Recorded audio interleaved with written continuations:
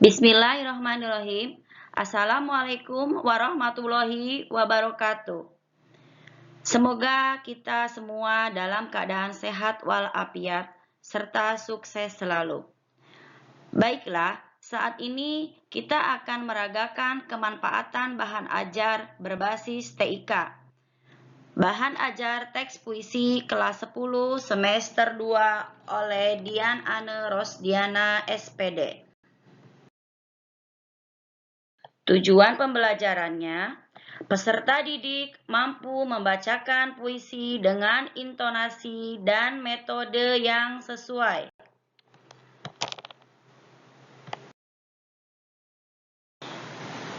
Uraian materi, hal-hal yang harus diperhatikan dalam pembacaan puisi. Yang pertama, ekspresi atau mimik wajah. Ekspresi atau mimik wajah merupakan bentuk dan pengaturan tampilan wajah sesuai dengan isi dan nada puisi yang dibacakan. Ekspresi wajah yang ditampilkan saat membacakan puisi tentu harus sesuai dengan makna yang terkandung dalam puisi. Sebagai contoh, puisi yang bermakna sedih tentu harus diwujudkan dengan ekspresi wajah yang tampak sedih. Yang kedua, gerak tubuh atau gestur. Gerak tubuh ialah bagaimana bagian-bagian tubuh bergeser atau bergerak sesuai dengan penjiwaan dan pemaknaan terhadap isi puisi yang dibaca. Jadi, gerak tubuh meliputi gerakan seluruh anggota tubuh seperti kaki, tangan, badan, dan kepala. Ketiga, lapal atau artikulasi. Lapal merupakan kejelasan dalam pengucapan setiap kata dan huruf. Setiap vokal atau konsonan yang terdapat dalam setiap kata dalam puisi yang dibacakan harus jelas dan tepat. Keempat, tekanan. Tekanan terkait pemberian nada khusus pada suatu kata, misalnya keras atau lunaknya suara dalam pengucapan suatu kata. Pada kata-kata yang ingin kalian tegaskan maknanya, dapat diucapkan dengan nada yang lebih keras dibandingkan dengan kata-kata yang lainnya. Kelima, jeda dan tempo. Jeda merupakan pemberhentian singkat atau sesaat pada suatu kata atau baris dalam pembacaan puisi. Pengaturan jeda yang baik dapat memudahkan untuk memahami makna puisi yang dibacakan. Karena itu, pengaturan jeda setiap kata, baris, dan bait dalam pembacaan puisi penting untuk diperhatikan dengan cermat. Sebagai contoh, kalian sebaiknya tidak memotong kalimat pada bagian susunan kata yang memiliki satu pengertian. Hal tersebut akan membuat makna puisi yang dibacakan menjadi bias dan janggal bagi pendengar. Selain jeda, penghentian cepat lambatnya tempo juga memengaruhi isi suatu kalimat. Tempo memberikan alunan irama pembacaan puisi. Kalimat-kalimat puisi yang dialunkan akan terasa merdu jika pemberian temponya diperhatikan dengan baik. Yang keenam, intonasi. Intonasi ialah tinggi rendahnya nada pada kalimat atau naik turunnya lagu kalimat. Pengaturan intonasi juga dapat menghasilkan jenis kalimat yang berbeda. Untuk membantu proses pembacaan puisi, dapat dilakukan penandaan pengaturan bunyi suara atas puisi yang akan dibacakan. Penandaan ini menggunakan tanda baca tertentu yang disisipkan pada puisi agar tahu di mana harus berhenti. Penanda itu antara lain sebagai berikut.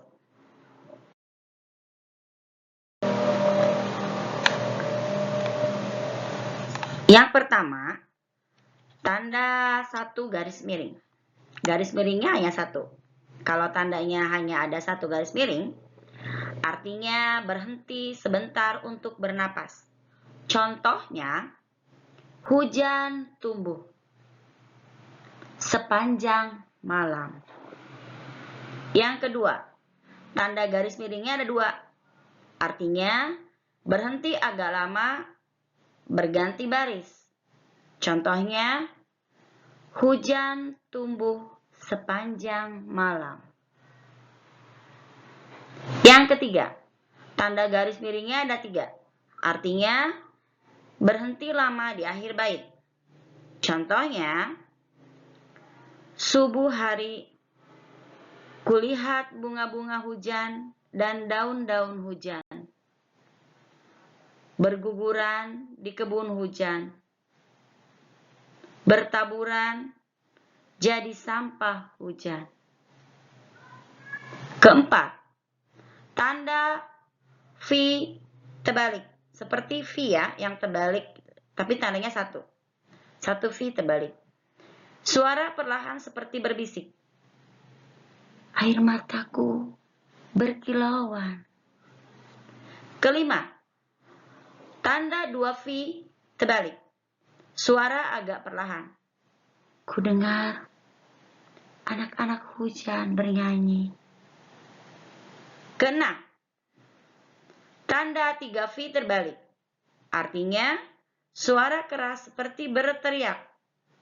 Contohnya, ayo, temui aku di bawah. Ketujuh, tanda 1 V. Artinya, tekanan pendek sekali. Seperti kanak-kanak berangkat tidur.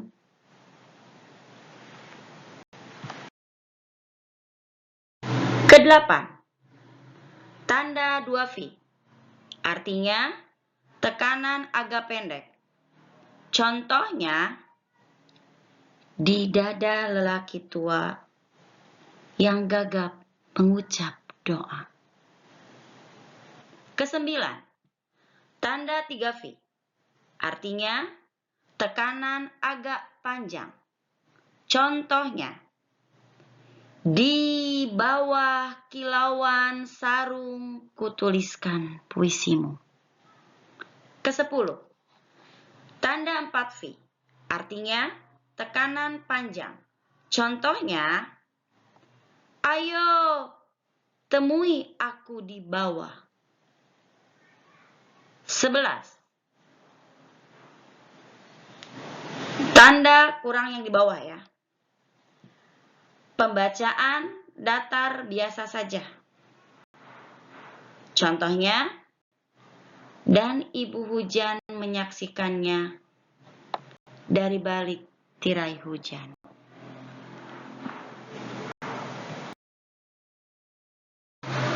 Pada dasarnya, tidak ada batasan gaya atau cara membacakan puisi. Gaya atau cara pembacaan puisi bergantung pada penafsiran makna dan pilihan masing-masing. Akan tetapi, secara umum ada beberapa gaya yang sering ditampilkan dalam pembacaan puisi, yaitu sebagai berikut. Yang pertama, pembacaan tekstual. Cara pembacaan ini memiliki ciri membawa teks puisi di tangan. Pembacaan sekali masih melihat teks puisi secara langsung. Cara pembacaan ini atau cara pembacaan puisi ini dapat divariasikan dengan berbagai gaya atau gerakan tubuh. Misalnya dengan berdiri, duduk, bergerak-gerak, dan lain sebagainya. Yang kedua, pembacaan deklamasi. Pembacaan puisi secara deklamasi berarti teks puisi yang sebelumnya harus dihafalkan terlebih dahulu. Dalam hal ini, pembacaan puisi tidak membawa teks puisi pada saat tampil. Pembacaan lebih bebas dalam bergerak karena tidak terikat dengan teks secara visual. Akan tetapi, pembaca harus mampu menampilkan penghayatan yang lebih baik dibandingkan dengan tanpa membawa teks. Ekspresi, suara, dan gerak tubuh menjadi hal utama. Yang ketiga, pembacaan teatrikal. Dalam pembacaan teatrikal, Pembaca dituntut menampilkan ekspresi, penghayatan, dan penjiwaan penuh terhadap isi puisi yang dibacakannya. Untuk membantu kualitas tampilan, pembaca dapat menampilkan puisi melalui berbagai alat bantu dan media pendukung, misalnya kostum, aksesoris, musik, latar, dan setting panggung. Penentuan gaya pembacaan puisi tersebut menjadi pilihan kalian masing-masing. Hal tersebut dapat didasarkan pada beberapa aspek. Misalnya kesiapan diri, kecocokan dengan puisi, situasi kondisi, dan ketersediaan sarana pendukung. Adapun gaya pembacaan puisi yang dipilih. Sebaiknya kalian perlu melakukan beberapa kali latihan untuk mencapai hasil maksimal. Kegiatan latihannya dapat dilakukan dengan beberapa cara. Misalnya, membaca puisi di depan cermin, membaca puisi dengan direkam oleh video, dan baca puisi di depan teman atau anggota keluarga. Adapun langkah-langkah pembacaan puisi secara tekstual adalah sebagai berikut. Yang pertama, berdirilah dengan tenang dan percaya diri di tempat pembacaan puisi yang sudah disediakan. Yang kedua, hadapkan tubuh pada penonton, lalu arahkan pandangan ke sekeliling. Apabila perlu, berikanlah salam kepada hadirin dengan hormat. 3. Bacalah terlebih dulu judul dan nama penulisnya dengan suara dan nada yang jelas atau tepat. Keempat, berhentilah beberapa saat untuk menyiapkan napas. Lalu mulailah pembacaan puisi itu baris demi baris dan bait demi bait. Kelima, selama pembacaan puisi, fokuskan perhatian pada puisi yang sedang dibaca. Tidak perlu memedulikan hiruk-pikuk suara atau bunyi lain dari penonton. Keenam, ketika pembacaan puisi selesai, berhentilah beberapa saat. Tetap bersikap tenang, embuskan napas perlahan, lalu lakukan gerakan menghormat kepada penonton. Setelah itu, tinggalkan tempat pembacaan puisi dengan sikap yang tenang, wajar, serta tidak perlu tergesa-gesa. Untuk menambah pengalaman pembacaan puisi yang baik, kalian juga dapat mencermati video penampilan berbagai peserta lomba baca puisi di YouTube.